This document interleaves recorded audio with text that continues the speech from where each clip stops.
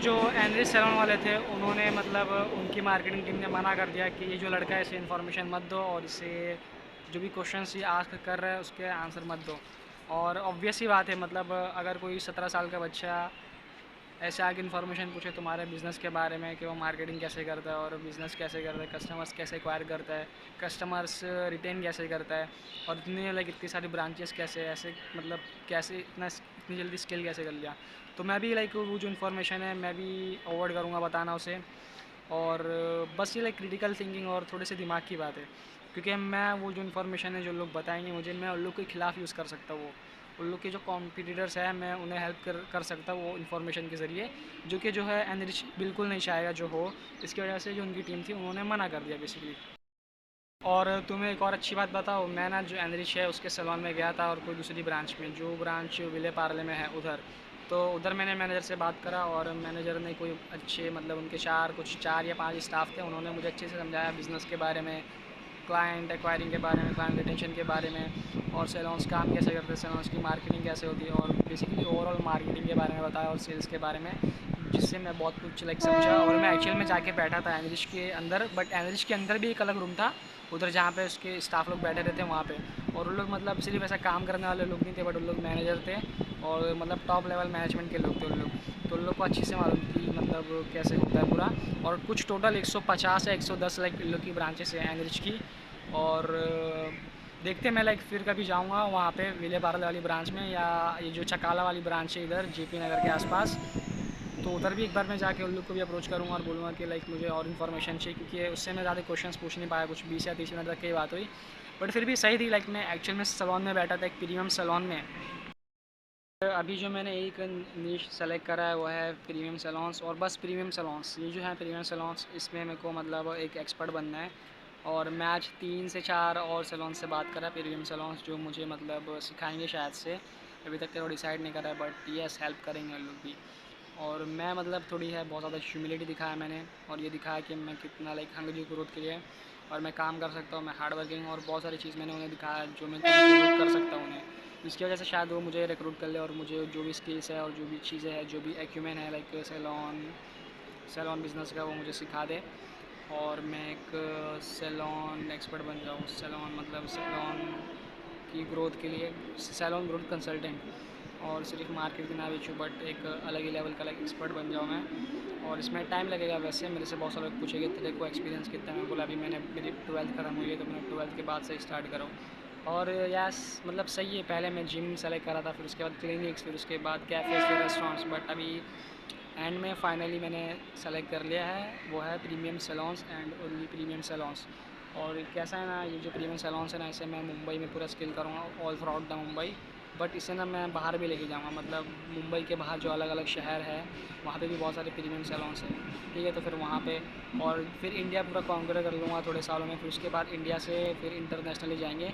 और फिर जो एजेंसी रहेगी ना मेरी वो जानी जाएगी कि मतलब सैलून ओनर्स को हेल्प करती है वो। और एक लाइक अलग अलग ऑफ़र्स बनाऊँगा मैं, बहुत सारे ऑफ़र्स। और मेरा जो ऑफ़र रहेगा बहुत लाइक किलर रहेगा, बहुत लाइक अमेजिंग रहेगा और बहुत लाइक इररेजिस्टिबल रहेगा, ठीक है। और जो मतलब एक ऑफ़र बनाना है मेरे को बहुत अमेजिंग वाला, बट अभी नहीं बना सकता क्योंकि अभी मेरे को इतनी समझ नहीं है जो नीश है उसकी, और मेरे पास इतना एक्सपीरियंस भी नहीं है।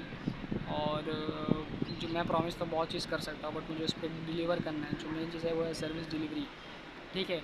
मैं कुछ सैलून्स के लिए काम करूँगा बट मैं उन्हें अच्छे रिजल्ट्स ला के दूँगा, जिसकी वजह से मुझे रेफरेंस मिलेंगे। और अभी के लिए तो मेरे को डोर टू डोर जाना पड़ रहा है, ठीक है। अभी मैं दिल्ली से ही आया हूँ, बट थोड़ा टाइम आएगा, थोड़े टाइम बाद 1 महीने बाद, 2 महीने बाद, 3 महीने बाद, 4 महीने बाद या 5 या 6 या 1 साल बाद या 2 साल बाद या 3 साल बाद एक टाइम आएगा जब जो है ना मैं अच्छे रिजल्ट ला के दे दूँगा उन लोग को, और रेफरल से ही सब कुछ होगा और मेरे को सेल्स करने की ज़रूरत नहीं पड़ेगी। और मैं कैसा सोचता हूँ ना ये चीज़ को, और ये चीज़ को मैं जिस तरीके से देखता हूँ ना वो ये है कि जो रेफरल्स आते हैं ना, वो रेफरल्स आना ना कोई एक लॉन्ग टर्म स्ट्रैटेजी नहीं है। वो बस आ रहे रेफरल्स वो सही बात है, बट एक स्ट्रैटेजी नहीं होती रेफरल्स आना, ठीक है। तो मेरे को एक स्ट्रैटेजी डेवलप करनी है ओवरऑल, ना कि सिर्फ रेफरल्स पर रिलाई करना है।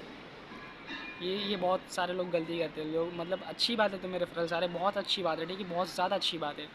बट जो है रेफरल्स पर रिलाई करना एक स्ट्रैटेजी नहीं है वो, तो तुम्हें कोई एक अलग स्ट्रैटेजी डेवलप करनी पड़ेगी, जो मैं करूँगा।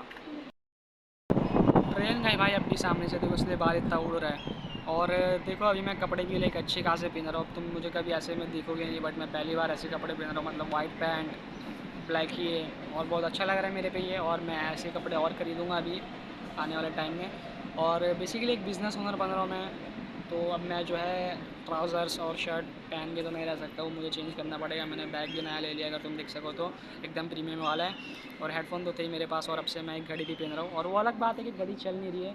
ये जो घड़ी है ना, ये मेरे को मतलब मेरे जो रहीम भाई है ना, रहीम भाई की घड़ी है। मेरे को शायद से 1 साल पहले लिया था या 2-3 महीने पहले।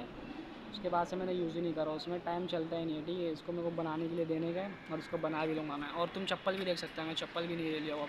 पहले तो मैं वो सैंडल सैंडल पहनता था, बट अब चप्पल भी ले लिया हूँ नाइकी की। ठीक है, नाइकी की।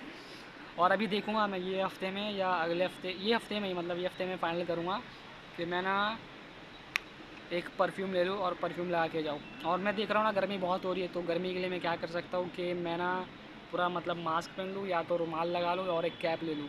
ठीक है, ये कर सकता हूँ मैं। और ये जो छतरी है, मेरी छतरी की एक ही निकल गई है कांडी, तो मेरे को एक और एक छतरी ख़रीदनी पड़ेगी वापस से। और मैं कम से कम 2 या 3 छतरी रखूँगा अपने पास। ठीक है। और बाइक भी खरीद लूँगा मैं अगले साल नहीं, मतलब 18 का होने के बाद, क्योंकि बाइक ज़रूरी है मेरे पास रहना। और ये जो है रेलवे का मैं पास भी निकाल लूँगा। अभी मेरे पास टिकट नहीं है, फिर भी मैं देखो अभी कैसे बिंदास जाऊँगा, मतलब इधर से घर पे सीधा, बिना डरे टीटी से। और